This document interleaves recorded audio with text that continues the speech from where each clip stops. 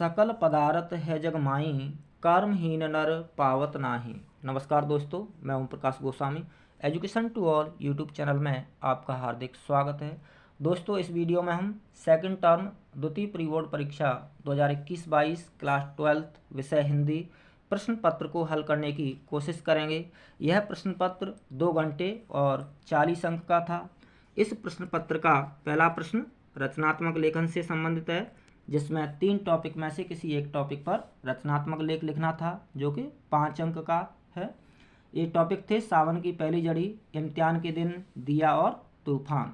दोस्तों, रचनात्मक लेखन की जो मार्किंग है, मूल्यांकन है, वो इस तरह से किया जाता है।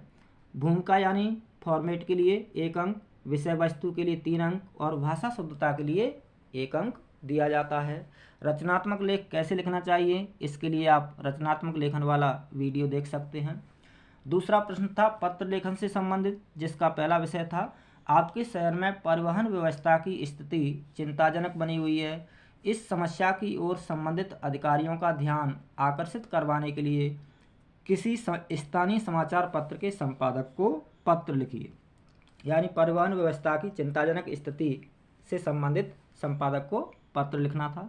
इसका प्रारूप क्या हो सकता है? सबसे पहले लेफ्ट साइड में परीक्षा भवन, दिनांक जो भी है, उसके बाद सेवा में श्रीमान संपादक महोदय, राजस्थान पत्र का या किसी भी समाचार पत्र का नाम लिख सकते हैं, क्योंकि क्वेश्चन में किसी समाचार पत्र का नाम नहीं दिया है, तो हम यहाँ पर किसी भी समाचार पत्र का नाम लिख सकते हैं। आवासा नगर, विषय शहर में परिवहन व्यवस्था की चिंताजनक स्थिति, उसके बाद मान्यवर, उसके बाद समस्या का व्यवस्थित रूप से उल्लेख और समाधान का उचित सुझाव, समाचार पत्र में प्रकाशन हेतु निवेदन यानी आग्रह, उसके बाद धन्यवाद, भवदीय, आवास। इस विषय पर इस फॉर्मेट में पत्र लिखा जा सकता है। इसके अथवा में विषय था विगत कुछ दिनों से आपके क्षेत्र में अपराध बढ़ने लगे हैं, उनकी रोकथाम के लिए अपने क्षेत्र के थाना प्रभारी को पत्र लिखिए। यानी क्षेत्र में बढ़ते अपराधों की रोकथाम के लिए थाना प्रभारी को पत्र लिखना है। इसका फॉर्मेट इस तरह से हो सकता है। लेफ्ट साइड में सबसे ऊपर परीक्षा भवन, दिनांक सेवा में श्रीमान थाना प्रभारी, आदर्श कॉलोनी, आवासा नगर, विषय क्षेत्र में बढ़ते अपराधों की रोकथाम हेतु पत्र। मान्यवर, समस्या का व्यवस्थित रूप से उल्लेख सबसे पहले, उसके बाद समाधान का उचित सुझाव और रोकथाम हेतु निवेदन यानी आग्रह। इसके बाद धन्यवाद, भवदीय, आवासा या आवासा की जगह पर क्षेत्रवासी भी लिख सकते हैं। तो इस फॉर्मेट में इस विषय पर पत्र लिखा जा सकता है। दोस्तों, पत्र का जो मूल्यांकन है वो 5 अंक में से इस तरह से किया जाता है। आरंभ और अंत की औपचारिकताएं यानी लेटर फॉर्मेट के लिए 1 अंक, विषय वस्तु के लिए 3 अंक और भाषा शुद्धता के लिए 1 अंक दिया जाता है। तीसरे का पहला प्रश्न था कहानी में पात्रों अथवा चरित्रों का क्या महत्व होता है। यह 3 अंक का प्रश्न था। तो इसका उत्तर इस तरह से लिखा जा सकता है, बिना पात्रों की कहानी की रचना संभव नहीं है। पात्र ही कहानी को गतिशील बनाते हैं, उनके संवाद ही कहानी को आगे बढ़ाते हैं। पात्र अपने गुणधर्म से पाठक को प्रभावित कर कहानी से जुड़ने के लिए प्रेरित करते हैं, कहानी के संदेश यानी उद्देश्य की पूर्ति संभव बनाते हैं। कहानी में पात्रों की विभिन्न चारित्रिक विशेषताओं का उल्लेख करने की प्रक्रिया को चरित्र चित्रण कहते हैं। प्रत्येक पात्र का अपना स्वरूप, स्वभाव और उद्देश्य होता है। इसके अथवा में था नाटक साहित्य की अन्य विधाओं से अलग है, कैसे? तो इसका उत्तर इस तरह से लिखा जा सकता है। उत्तर, हमारी भारतीय परंपरा में नाटक को दृश्य काव्य कहा जाता है। जहाँ से नाटक अपनी निजी एवं विशेष प्रकृति ग्रहण करता है, वह है उसका लिखित रूप से दृश्यता की ओर अग्रसर होना। यानी बाकी जो साहित्य की विधाएं हैं वह लिखने तक ही अपनी पूर्णता को प्राप्त हो जाती हैं, लेकिन नाटक लिखने तक पूर्णता को प्राप्त नहीं होता है। नाटक पूर्णता को कब प्राप्त होता है? लिखने के बाद जब उसका मंच पर मंचन किया जाता है, अभिनय किया जाता है, तब वह अपनी पूर्णता को प्राप्त होता है। जहाँ साहित्य की अन्य विधाएं अपने लिखित रूप में ही एक निश्चित और अंतिम रूप को प्राप्त होती हैं, वही नाटक अपने लिखित रूप से एक आयामी ही होता है। जब उस नाटक का मंचन होता है तब उसमें संपूर्णता आती है। तीसरे का दूसरा प्रश्न था कहानी की भाषा शैली कैसी होनी चाहिए। तो इसका उत्तर इस तरह से लिखा जा सकता है। यह 2 अंक का प्रश्न था। कहानी की भाषा शैली कहानीकार के द्वारा कहानी के प्रस्तुतिकरण के ढंग को उसकी भाषा शैली कहा जाता है, यानी कहानीकार द्वारा कहानी को लिखने का तरीका, ढंग। कहानी की भाषा ऐसी होनी चाहिए जो पाठकों को अपनी ओर आकर्षित करे। कहानी की भाषा सरल, सहज, स्वाभाविक और पात्र के अनुकूल होनी चाहिए जो उनकी मनःस्थिति का सजीव चित्रण प्रस्तुत कर सके। इसके अथवा में प्रश्न था, रेडियो नाटक में ध्वनि प्रभावों और संवादों का क्या महत्व है? तो इसका उत्तर इस तरह से लिखा जा सकता है, रेडियो नाटक में पात्रों से संबंधित सभी जानकारियां संवादों के माध्यम से मिलती हैं। पात्रों की चारित्रिक विशेषताएं संवादों के द्वारा ही उजागर होती हैं। रेडियो नाटक का पूरा कथानक संवादों पर ही आधारित होता है। संवादों के माध्यम से ही रेडियो नाटक का उद्देश्य स्पष्ट होता है। इसमें ध्वनि प्रभावों और संवादों के माध्यम से ही कथा को श्रोताओं तक पहुंचाया जाता है, क्योंकि नाटक जो रेडियो नाटक है वह केवल सुना जाता है, श्रव्य काव्य के अंतर्गत आता है, केवल सुना जाता है। इसलिए इसमें ध्वनि प्रभाव और संवादों का बहुत ही महत्वपूर्ण स्थान है। संवादों के द्वारा ही श्रोताओं को संदेश दिया जाता है। अगला प्रश्न चौथा, जिसका पहला प्रश्न था समाचार कैसे लिखे जाते हैं स्पष्ट कीजिए। तो इसका उत्तर इस तरह से लिखा जा सकता है, समाचार लेखन की शैली को उल्टा पिरामिड शैली कहा जाता है। इसके अंतर्गत सबसे महत्वपूर्ण बात सबसे पहले लिखी जाती है, कम महत्वपूर्ण बात बाद में तथा सबसे कम महत्व की बात को सबसे अंत में लिखा जाता है। उल्टा पिरामिड के 3 महत्वपूर्ण भाग होते हैं, इंट्रो यानी मुखड़ा, बॉडी और समापन। ये तीनों 6 ककारों पर निर्भर होते हैं, क्या, कहाँ, कब, कौन, क्यों और कैसे, ये 6 ककार हैं। इसके अथवा में प्रश्न था, फीचर लेखन में किन मुख्य बातों का ध्यान रखना चाहिए। तो इसका उत्तर इस तरह से लिखा जा सकता है, फीचर लेखन में निम्नलिखित मुख्य बातों का ध्यान रखना चाहिए। तथ्यों का संग्रह विषय के अनुकूल हो, फीचर का उद्देश्य स्पष्ट होना चाहिए, सूचना के साथ साथ मनोरंजन भी हो, प्रस्तुतिकरण पैना और प्रभावशाली हो, शीर्षक और आमुख जिज्ञासा उत्पन्न करने वाले हों, आकर्षक हों, फीचर की भाषा विषय के अनुकूल और प्रभावशाली होनी चाहिए, फीचर का समापन भी चिंतनपूर्ण हो। इस तरह से लिखा जा सकता है। यह 3 अंक का प्रश्न था। चौथे का दूसरा प्रश्न जो कि 2 अंक का था, फीचर के प्रकार लिखिए।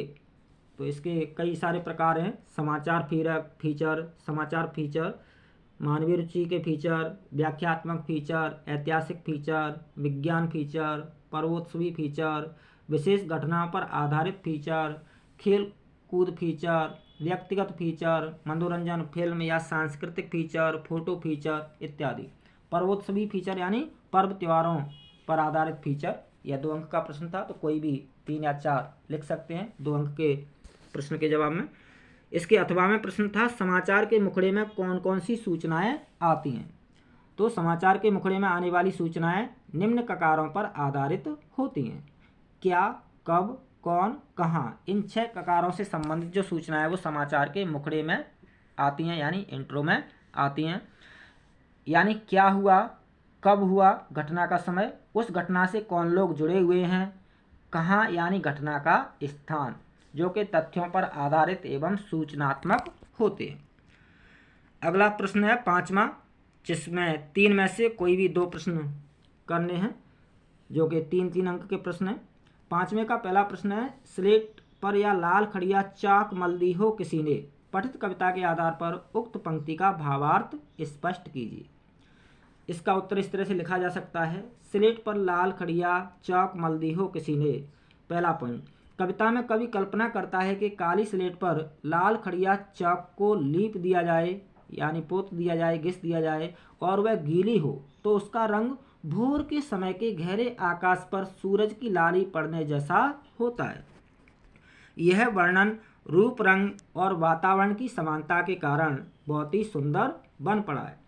5वें का दूसरा प्रश्न था दोस्तों, लक्ष्मण मूर्छा और राम का विलाप प्रसंग में तुलसीदास ने लक्ष्मण के प्रति राम के अंतर यानी हृदय में छिपे प्रेम को बड़ी कुशलता से अंकित किया है।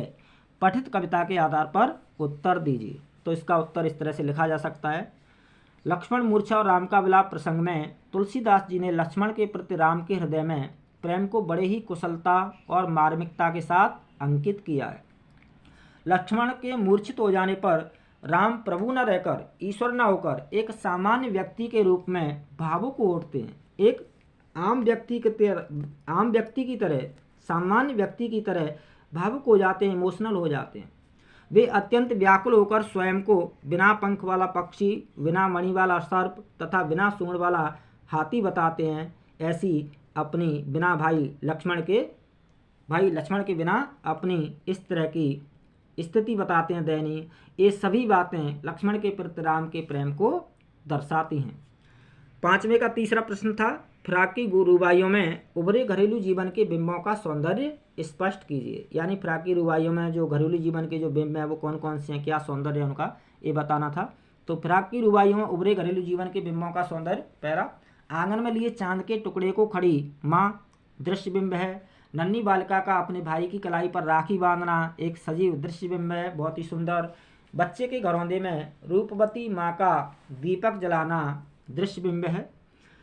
अगला प्रश्न है छठा, जिसमें से 4 में से कोई भी 3 प्रश्न करने थे। छठे का पहला प्रश्न है, मानचित्र पर एक लकीर खींच देने भर से न देश बढ़ता है न जनता, नमक कहानी के आधार पर स्पष्ट कीजिए। तो इसका उत्तर इस तरह से दिया जा सकता है, लिखा जा सकता है, मानचित्र पर एक लकीर खींच देने भर से न देश बढ़ता है न जनता। पहला पॉइंट, नमक कहानी में भारत पाकिस्तान विभाजन के बाद सीमा के दोनों तरफ के लोगों के दिलों को टटोलने की सुंदर कोशिश की गई है, जो पाठकों पर अपना सकारात्मक प्रभाव छोड़ती है। लोगों को देश की सीमा के आधार पर विभाजित कर देने भर से लोगों के मन की भावनाएं विभाजित नहीं हो जाती हैं। यानी लोगों के मन में जो अपनी जन्मभूमि के प्रति प्रेम है, लगाव है, वह कम नहीं होता। लोग अपने पूरे जीवन में कभी भी अपने मूल स्थान को भूल नहीं सकते हैं। कहानी में पाकिस्तानी कस्टम अधिकारी और भारतीय कस्टम अधिकारी क्रमशः दिल्ली तथा ढाका को आज भी अपना वतन मानते हैं। सिख बीवी एवं सफिया तथा सफिया एवं कस्टम अधिकारी सुनील दास गुप्त के व्यवहार में जो स्नेह यानी प्रेम और सम्मान का भाव है अपने अपने वतन के लिए, अपनी अपनी जन्मभूमि के लिए, उसके माध्यम से लेखिका यह बताना चाहती है कि ढाका हो या दिल्ली या फिर लाहौर हो, सबके नाम स्थान अलग हो सकते हैं, लेकिन वहाँ के रहने वाले के दिलों को बांटा नहीं जा सकता। छठे का दूसरा प्रश्न था दोस्तों, कहानी के किस किस मोड़ पर लुट्टन सिंह के जीवन में क्या क्या परिवर्तन आए, पठित कहानी के आधार पर उत्तर दीजिए। तो इसका उत्तर इस तरह से लिखा जा सकता है, कहानी पहलवान की ढोलक में कहानी के नायक लुट्टन सिंह के जीवन में कई परिवर्तन आते हैं। जैसे कि पहला पॉइंट, माता पिता की मृत्यु के बाद वह अनाथ हो गया और उसका पालन पोषण विधवा सास ने किया। श्यामनगर दंगल में चांद सिंह को कुश्ती में हराकर वह राज दरबार का स्थायी पहलवान बन गया। 15 वर्ष बाद राजा साहब की मृत्यु के उपरांत राजकुमार ने उसे दरबार से निकाल दिया और वह अपने गांव लौट आया, जहां वह गांव वालों को पहलवानी सिखाता है। कुछ दिनों तक गांव वालों ने भरण पोषण का दायित्व लिया, किंतु बाद में अखाड़ा भी बंद हो गया। उसमें केवल पिता व दोनों पुत्र ही रह गए। गांव में महामारी फैलने के कारण उसके पुत्रों की मृत्यु हो जाती है। पुत्रों की मृत्यु के कुछ दिन बाद वह भी काल के गाल में समा जाता है। छठे का तीसरा प्रश्न था, डॉक्टर भीमराव अंबेडकर की कल्पना के आदर्श समाज के 3 बिंदुओं का उल्लेख कीजिए। तो इसका उत्तर इस तरह से लिखा जा सकता है, डॉक्टर भीमराव अंबेडकर की कल्पना के आदर्श समाज के 3 बिंदु इस प्रकार हैं, स्वतंत्रता, समानता एवं भ्रातृत्व यानी भाईचारे की भावना। डॉक्टर भीमराव अंबेडकर जी ने सपना देखा था ऐसे आदर्श समाज का जो समाज स्वतंत्रता, समानता और भाईचारे की भावना से ओतप्रोत हो। उनका मानना था कि एक आदर्श समाज तभी स्थापित हो सकता है जब समाज के सभी सदस्यों के लिए एक जैसा मापदंड मौजूद हो, सभी व्यक्तियों को उनकी रुचि और योग्यता के अनुसार कार्यों की उपलब्धता हो, अवसरों की उपलब्धता हो। छठे का चौथा प्रश्न था, डॉक्टर भीमराव अंबेडकर के मतानुसार दासता की व्यापक परिभाषा स्पष्ट कीजिए। तो इसका उत्तर इस तरह से दिया जा सकता है, लिखा जा सकता है, डॉक्टर भीमराव अंबेडकर के मतानुसार दासता की व्यापक परिभाषा, दासता केवल कानूनी पराधीनता को ही नहीं कहा जा सकता है। दासता में वह परिस्थिति भी सम्मिलित है जिसमें कुछ व्यक्तियों को दूसरे लोगों के द्वारा निर्धारित व्यवहार एवं कर्तव्यों का पालन करने के लिए विवश होना पड़ता है। अपनी इच्छा के विरुद्ध व्यवस्थाओं को अपनाना दासता का एक सशक्त उदाहरण है। अगला प्रश्न 7वां, जो कि जिसका पहला प्रश्न है एन फ्रैंक कौन थी, उसकी डायरी क्यों प्रसिद्ध है। 3 अंक का प्रश्न है। तो इसका उत्तर इस तरह से दिया जा सकता है, लिखा जा सकता है। एन फ्रैंक हॉलैंड के एक यहूदी परिवार की 13 वर्षीय बालिका थी। उसे और उसके यहूदी परिवार को गुप्त आवास में 2 वर्ष छिपकर बिताने पड़े थे। इस दौरान एन को अकल्पनीय यातनाएं सहनी पड़ी, दुख सहने पड़े। यही रहकर एन ने अपने अनुभव को डायरी के रूप में लिखा। उसकी यह डायरी बहुत प्रसिद्ध हुई। इस डायरी में उसका व्यक्तिगत जीवन ही नहीं बल्कि 60 लाख यहूदियों पर ढाए गए जुल्मों की जीवंत कहानी है। उसकी डायरी 60 लाख लोगों की तरफ से बोलने वाली आवाज़ है। दूसरे विश्व युद्ध के दौरान हिटलर ने यहूदियों को जिस तरह से भूमिगत जीवन जीने के लिए विवश किया था, मजबूर किया था, उसी का सजीव एवं मार्मिक चित्रण इस डायरी में हुआ है। उस दौरान युद्ध की भयावहता यानी भविष्य का डर से लोग कांप उठते थे।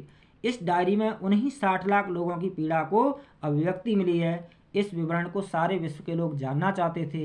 यही कारण है कि एन की डायरी बहुत प्रसिद्ध हो गई। इसके अथवा में प्रश्न था मोहनजोदड़ो नगर की खुदाई में मिले महाकुंड के बारे में लिखिए। इसका उत्तर इस तरह से लिखा जा सकता है। मोहनजोदड़ो नगर की खुदाई में मिले महाकुंड के विषय में लेखक बताते हैं कि यह महाकुंड स्तूप के टीले के पास था। उसके दाएं तरफ एक लंबी गली है। इस महाकुंड की गली का नाम दैव मार्ग रखा गया है। महाकुंड के बारे में यह माना जाता है कि सिंधु घाटी के लोग इसी महाकुंड में सामूहिक स्नान भी किया करते थे। यह कुंड 40 फुट लंबा, 25 फुट चौड़ा व 7 फुट गहरा कुंड है। इसमें उत्तर दक्षिण से सीढ़ियाँ उतरती हैं। इसके 3 तरफ साधुओं के कक्ष बने हैं। कुंड से पानी निकालने के लिए नालियाँ हैं। 7वें का दूसरा प्रश्न था दोस्तों, जो कि 2 अंक का है। एन फ्रैंक के साथ कौन कौन से लोग छुपे हुए थे। तो इसका उत्तर इस तरह से लिखा जा सकता है। एन के साथ गुप्त एनेक्सी में कुल 8 लोग छुपे थे। इनमें उनके माता पिता और उसकी बहन मार्गोट सहित वांदान दंपत्ति और उनका 16 वर्ष का बेटा पीटर था। 8वें व्यक्ति मिस्टर डसेल थे। यह 8 लोग 2 वर्ष से ज़्यादा समय तक एनेक्सी में छुपे रहे थे। इसके अथवा में प्रश्न था मोहनजोदड़ो कहाँ है और क्यों प्रसिद्ध है। तो इसका उत्तर इस तरह से लिखा जा सकता है। मोहनजोदड़ो पाकिस्तान के सिंध प्रांत में स्थित पुरातात्विक स्थान है जहाँ सिंधु घाटी सभ्यता बसी थी। मोहनजोदड़ो का अर्थ है मुर्दों का टीला। वर्तमान समय में इसे मोहनजोदड़ो के नाम से भी जाना जाता है। यह अपनी प्राचीन नगर योजना के लिए दुनिया भर में प्रसिद्ध है। कभी यह सभ्यता बहुत संपन्न अवस्था में रही होगी। यहाँ ऐतिहासिक महत्व की अनेक चीज़ें मिली हैं। यहाँ के बौद्ध स्तूप, प्रसिद्ध जलकुंड, इमारतें, सड़कें, सब कुछ देखने लायक है। तो यह था दोस्तों सेकंड टर्म द्वितीय प्री बोर्ड प्रश्न पत्र हल। बहुत बहुत धन्यवाद, हार्दिक शुभकामनाएं, all the best, good luck, जय हिंद।